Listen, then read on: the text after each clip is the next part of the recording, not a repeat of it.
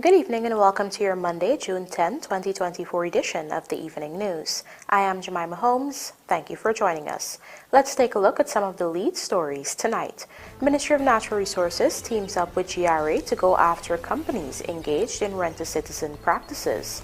EDGHILL announces investigation into CJIA'S malfunction during storm.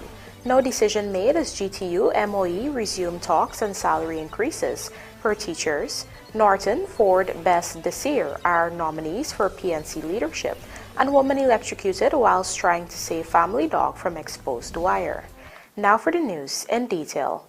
The Ministry of Natural Resources has teamed up with the Guyana Revenue Authority to intensify efforts to clamp down on rent-a-citizen and fronting practices being undertaken by companies in the oil and gas sector. Michael Henry has our lead story tonight. The Ministry of Natural Resources on Monday has announced that through the Local Content Secretariat, it has intensified its tracking for practices known as rent-a-citizen or fronting by companies within the oil and gas sector.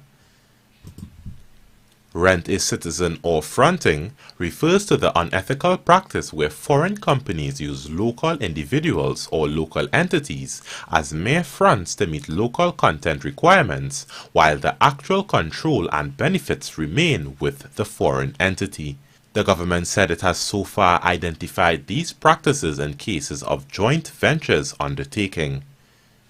According to the government, and I quote, "This practice undermines the objectives and spirit of the Local Content Act, which aims to ensure that the citizens of Guyana benefit meaningfully from and participate actively in the nation's natural resources sector." End quote. To address these issues, the government revealed that the Ministry of Natural Resources is actively pursuing measures to curb such instances. One of the steps being taken is enhancing its collaboration with the GRA.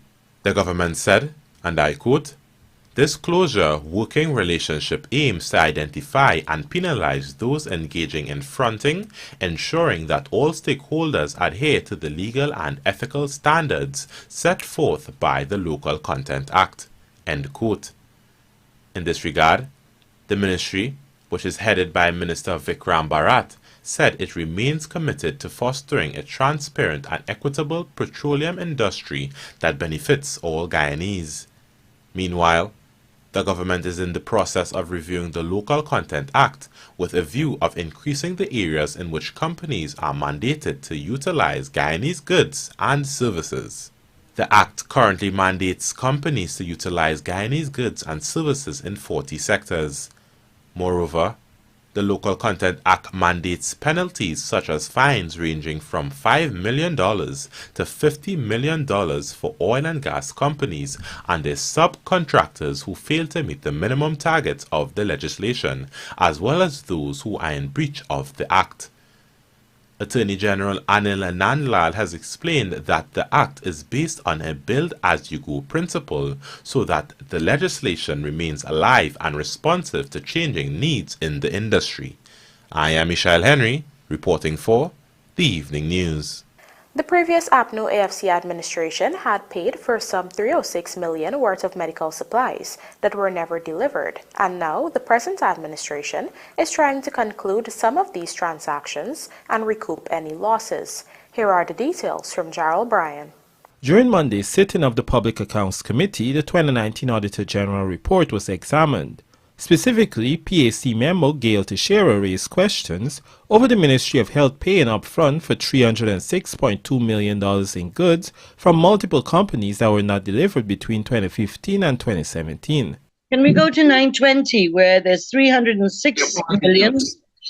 Can we go to 920? 306 million of goods was not delivered, and according to the briefing notes, was not delivered at the time the briefing notes were done.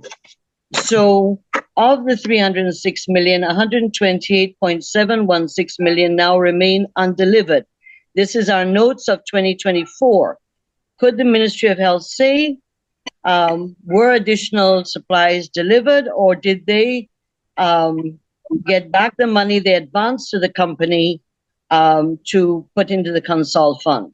In response, the ministry's permanent secretary, Malcolm Watkins, gave updates on some of the companies that were flagged.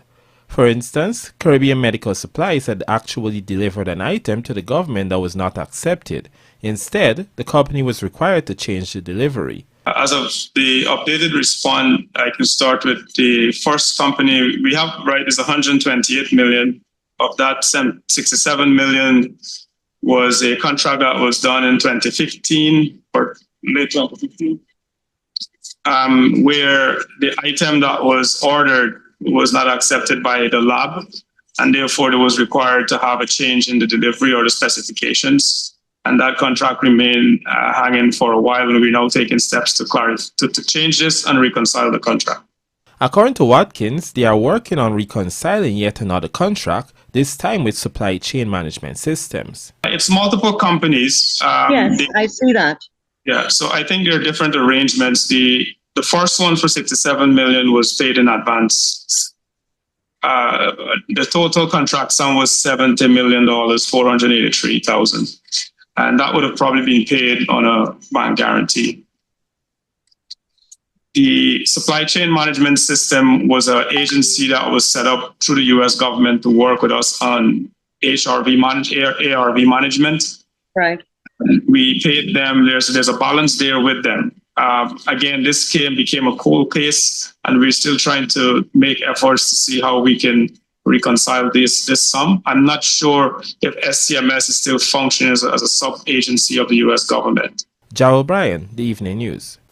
Operations at the Chedijagan International Airport are slowly returning to normalcy after a storm last evening disrupted flight schedules at the facility.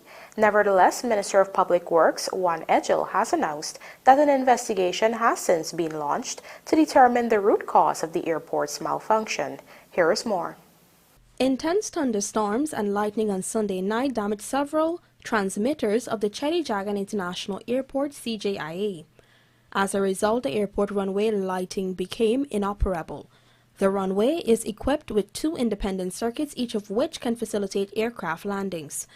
Both of the primary and alternate circuits were impacted during the storm, and as a result, all incoming flights have been diverted. On Monday morning, however, the affected flights were returning to the airport.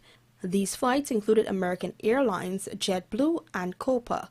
Meanwhile, the airport has since successfully reinstated 1 circuit of the runway lights, enabling night flight operations. Efforts are on the way by the maintenance team to restore the 2nd circuit. In an update on the situation Monday afternoon, the Ministry of Public Works revealed that for the day so far, the airport had accommodated 10 flights, comprising a private aircraft, a cargo plane, and 8 passenger flights. Meanwhile, Minister of Public Works EDGHILL has revealed that investigations are on their way to identify the root cause of the malfunction in the 2 independent circuits. He also said the investigations would shed some light on future preventative measures. EDGHILL said, quote, "The first thing we have to do is to find out what went wrong because we have a lighting protection system and we have 2 circuits. In case one goes out, we have the next one. But in this case, both went out. We have to develop measures to prevent that from reoccurring." End quote. Trishelle Sobers, Evening News. Adele Adams, a mother of 1, was electrocuted on Sunday night whilst trying to save the family's dog from an exposed wire. The incident occurred at Adams's residence at Sing Street Sisters Village, West Bank Demerara, Region 3. This newscast understands that Adams and her family were in their home when they heard the family dog howling in the yard. When she went outside to investigate, the woman discovered that the dog had chewed up an electrical cord that was in the yard, and the dog's motionless body was near the exposed wire. Adams reportedly attempted to remove her dog from near the exposed wire when she was electrocuted. The woman was subsequently pronounced dead at a hospital. Coming up, World Bank approves a project to help Guyana reduce flood risk in coastal regions. And FAO Canada launched $10 million Canadian regional project to enhance farmers' resilience to climate change. Do stay with us. More news ahead.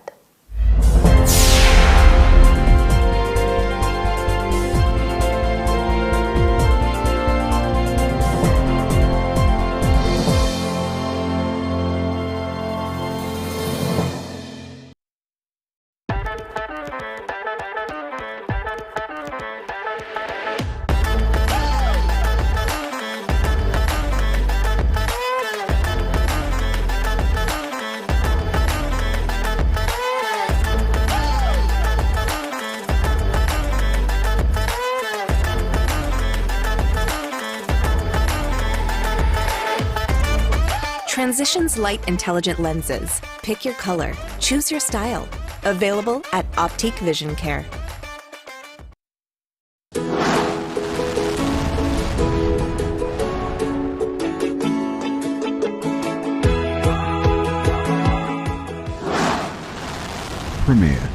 Premier insurance coverage for less.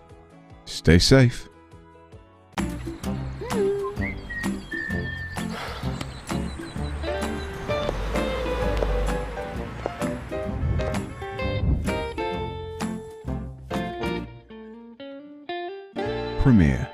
Premier insurance coverage for less. Stay safe.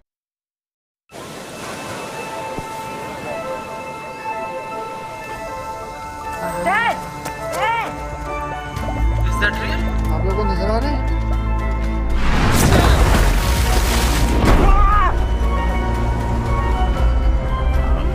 Well hit. Away it goes.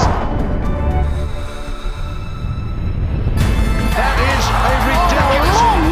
Look at this.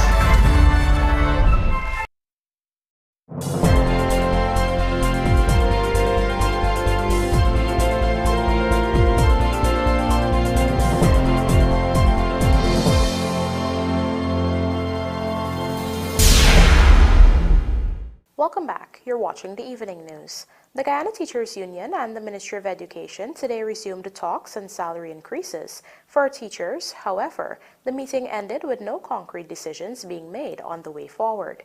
As we hear in this Trishelle Sober's report, however, the two sides will be meeting again to iron out certain details. During Monday's meeting, new proposals were presented by the Education Ministry and the Guyana Teachers Union as both parties signal their interest to end the ongoing teacher strike. It is unknown what the details of the proposals are, but GTU's President Mark Light said a tighter timeline for the conclusion of proposal talks were made. Light made this comment during interviews with media following the meeting, which was supervised by the Ministry of Labor. According to Light, the union suggested a 30-day period as the new timeline. Currently, the union is awaiting feedback from the Chief Labor Officer regarding a new date for the next meeting, and until then, strike action will continue. Both parties have given some indication that we wanted to have this matter concluded, and therefore positions were shifted on both sides with regards to how we can achieve that. We are not at a stage where we're talking about the years for discussion. I think the terms of resumption is critical. And we are concerned about the interim payout and how we flesh out the timeline for the discussion. Light explained that the union will continue pushing for the proposed interim 20% across-the-board salary payment for teachers, noting that the demand is crucial for the continuation of talks. He added that negotiations will continue when a reasonable proposal that caters for the welfare of teachers has been decided upon. As you know, the Guyana Teachers Union have always been flexible in our position to ensure that responsible decisions are made in the interest of our learners and our teachers. But unfortunately, we have not seen that coming out of the other side. So I think that is a real concern for us, that if you're going to have parties flexing, then it has to be from both sides. The Guyana Teachers Union has been pressing for salary increases for the years 2019 to 2023 to be negotiated. However, the Ministry of Education has insisted that it will only deal with the year 2024 onwards. Only recently, GTU disclosed that it is willing to compromise for the years 2019 to 2020. Meanwhile, Minister of Education Priya Manichan had recently disclosed that just over 50% of educators across the country are not turning up for work. Trishelle Sobers, Evening News. The People's National Congress held its nomination day today at Congress Place with the delegates nominating party executives, including incumbent leader Aubrey Norton, parliamentarians Amansa Walton DESIR and Roysdale Forde, as well as retired Rear Admiral Gary Best for the post of leader. Find out more in this Michael Henry report. During nomination day proceedings at Congress Place, Sophia, Greater Georgetown on Monday, delegates came streaming into the compound to nominate persons to leadership positions in the party. Let it pass. As expected, incumbent party leader Aubrey Norton was nominated for the first position of PNC leader. Among those who were also nominated for leadership were opposition parliamentarians Roysdale Forde and Amanza Walton DESIR, who had both indicated their willingness to run for the position. But this was not so with PNC executive retired Rear Admiral Gary Best. However, he too was nominated for the position of leader. In an interview with the media, Norton was confident that he has done enough work with the party groups and would ultimately prevail. He also took a swipe at his challengers by saying that party elections are won by engaging the grassroots, not on social media. I do believe, regardless of how many groups there are, I'm going to get more than 75% of the nominations, because the party people know me, they know I've been working with them, they know the sacrifices I've made in this party. I'm no newcomer. I've been in this party since 1972. Outside of probably Vincent Alexander, one of the only people around of my age range who have the kind of institutional knowledge I have of the party. So I have no doubt as to what is going to happen in the party. Some people make the mistake of believing party elections are won on social media. They are won by engaging party members and delegates. Meanwhile, Forde has described his mission as one to rescue the PNC, which he has described weak and disorganized under the current leadership. I believe that I stand a very good chance. The platform on which I'm seeking to lead the party is to rebuild, refocus and regroup the party. The party, I believe, at this stage of its history, has never been weaker, has never been more disorganized. We face serious challenges in terms of our representation, our ability to be on the ground and be able to meaningfully impact the country at this stage of our development. There's a number of issues which continue to plague the country. I believe that the opposition need to do more work in the communities, be on the ground, be involved, be more policy driven and be able to articulate a better future for the Guyanese people. I believe over the last 2 years our party has significantly regressed. Meanwhile, Amanza Walton DESIR was also confident of her chances of being successful in the race for leadership, as well as the party's chances of being renewed. Everyone that had doubts that there are people within the PNC that are able to revitalize and re-energize and reinvigorate this great party. This is the party that laid the foundation for the development of this country. And for those of you who said, oh, we're dead and we're done, we got news for you. We are here and we're going to thrive. So watch out for us because we're coming. In the lead up to the PNC's internal elections, Norton was booted as chairman of the A Partnership for National Unity. APNO is the coalition party comprising of several parties, including the PNC as its largest faction.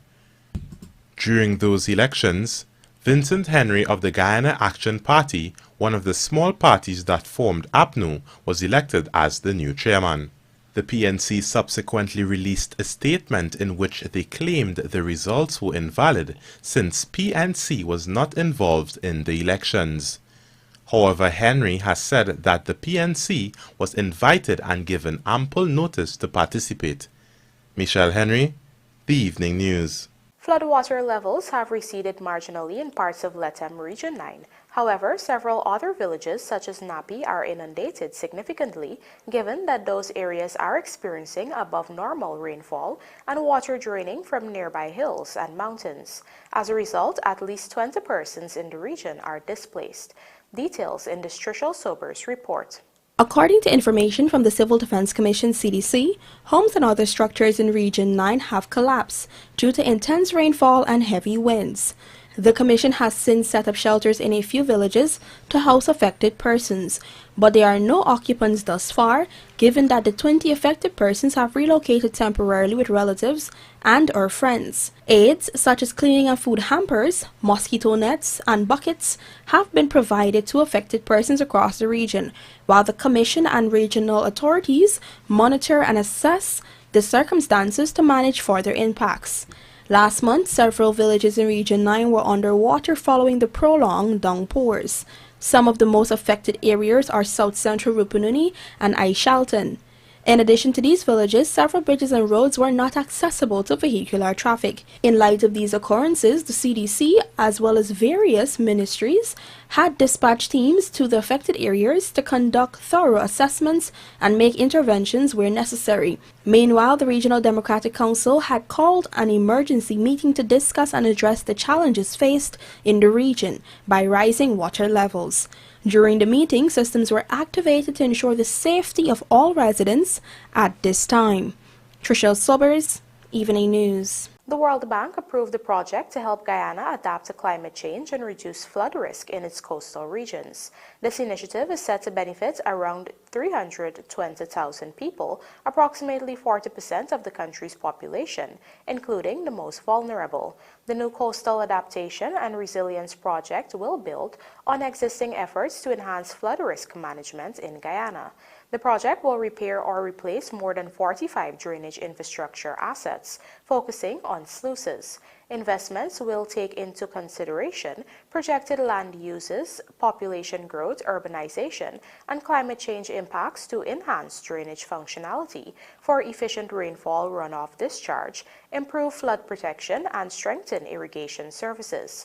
The project will work closely with Guyana's Ministry of Agriculture to help it effectively manage and operate the drainage system.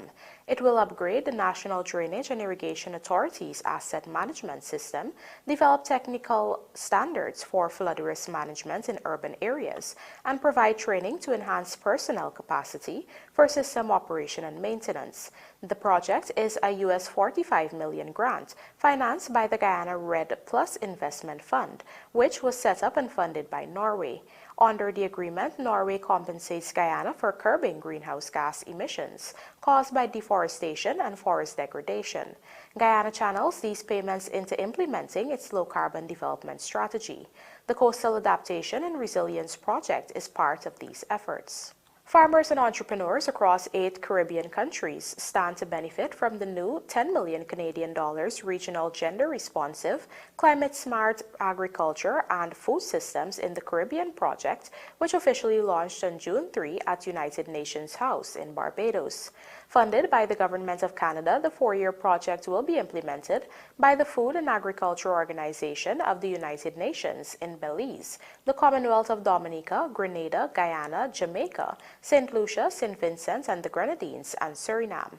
The project will enhance Caribbean farmers' resilience to climate change and contribute to economic growth in the region. First announced by Prime Minister Justin Trudeau during the Canada CARICOM Summit in October 2023, the regional project will contribute to improving the livelihoods of women and youth in climate-resilient agriculture value chains in the Caribbean. Through the Canada-funded project, FAO will work closely with local ministries of agriculture, farmer organizations, gender bureaus, research institutions, and community-based agro-processing centers to transform and upgrade these value chains, ensuring that they are market-driven, using relevant data and facilitate public-private sector partnerships.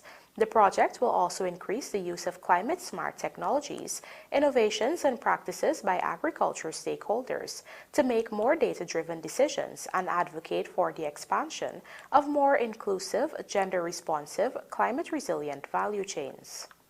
And now for a look at the bridge reports. The Demerara Harbour Bridge will be closed to vehicular traffic on Tuesday, June 11, 2024 at 4 hours for a period of 1.5 hours. Meanwhile, the Berbice River Bridge is expected to be closed at 6:50 hours on Tuesday, June 11, 2024, also for 1.5 hours. Falcons announced new players TKR roping David Roy for CPL 2024 and Hussein leads West Indies to record-breaking victory. Details of these stories and more coming up in the Sportcast, sponsored by MacCorp.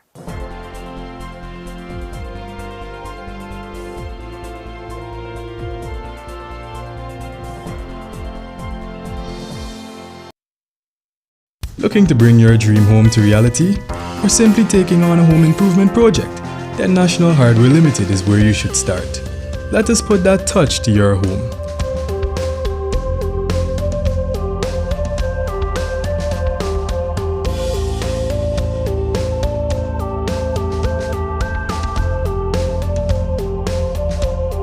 Choose from over 1,000 Berger Paint original hues for any surface.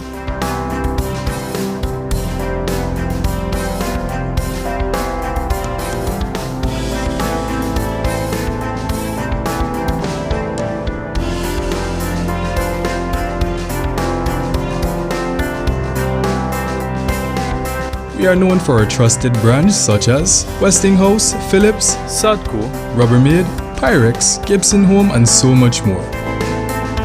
National Hardware Limited, your do-it-best store. Located in downtown Georgetown and industrial site Rhymeville. In today's tough driving conditions, every engine faces three powerful enemies: engine heat, pollutants, and frequent short trips. Each factor is a direct cause of engine sludge, a buildup of dirt that can block vital oilways. This triple threat demands triple protection. Castrol GTX's Triple Protect Power is engineered to fight these three main causes of engine sludge.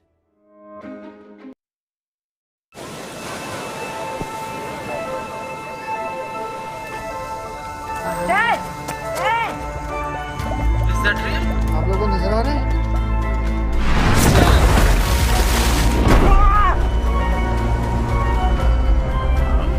Well hit. Away it goes.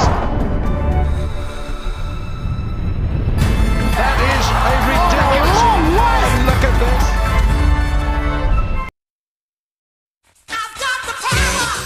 Complete control of power is in your hands with the ultimate U.S. brand Generac generators from Sylvie's Variety Store. Get the supply and reliability you need every time. From 1,800 to 8,000 watts of power for residential and commercial use. Recoil and electric start with gasoline engines. Generac generators from the authorized dealers Sylvie's Variety Store.